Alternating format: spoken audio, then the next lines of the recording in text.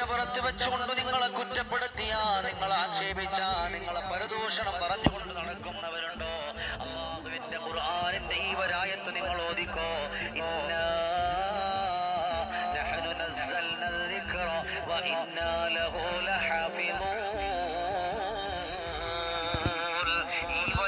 നിങ്ങൾ ഓദിക്കോ. എത്ര വലിയ പരദൂഷണം പറയുന്നവരാണെങ്കിലും അവരെ അല്ലാഹു അതിനുള്ള പാഠം പഠിപ്പിക്കുമല്ലോ.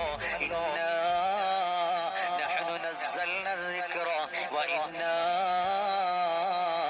ലഹു ലഹാഫിളൂൻ.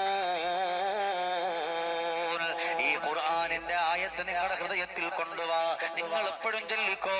ആരെന്ത് പറഞ്ഞാലും, ആരെന്ത് കുറ്റപ്പെടുത്തിയാലും, ആരെന്ത് കളിയാക്കിയാലും ഈ പരിശുദ്ധമായ ഖുർആനിന്റെ ആയത്ത് അവരെ നേരിടുക തന്നെ ചെയ്യും. നമ്മളൊന്നും പറയാൻ പോകണ്ട, നമ്മൾ കുറ്റപ്പെടുത്താൻ പോകണ്ട, നമ്മൾ ആക്ഷേപിക്കാൻ പോകണ്ട.